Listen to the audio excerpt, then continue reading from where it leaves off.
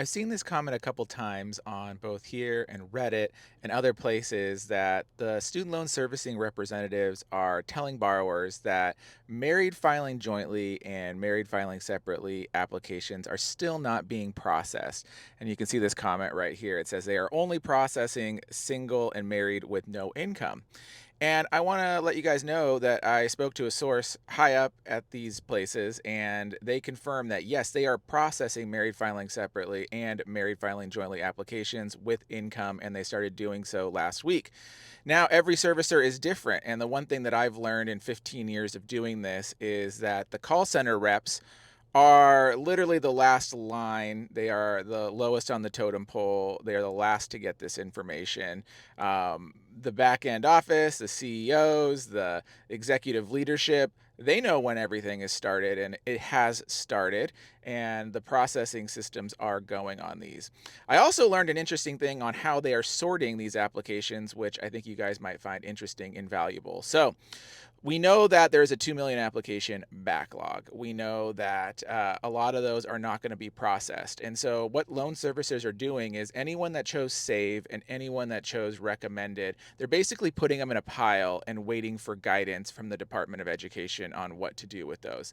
Any application that could be impacted by any injunction, they're also putting in a pile, waiting for more guidance. If the application is in the system and it was checked for IBR, pay as you earn, and it can be processed, they are prioritizing those applications. And of course, the online form is getting the highest priority. So if you submit the new online form, those are being processed first because the only options are eligible options. And so loan servicers are making those the highest priority to process since they know they're valid. And so that's where we stand right now getting through this backlog. The timeline is still 6 to 8 weeks for things that can actually be processed, but there's a good chance that a million plus applications will just be sitting and waiting in limbo because people chose plans like Save that they can't process and they can't do.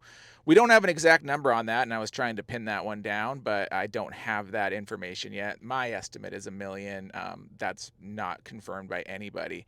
But that's what's happening right now with the loan servicers. All application types are being processed, all marriage types, all income types, but you have to have an eligible plan. You have to have IBR, pay as you earn, ICR.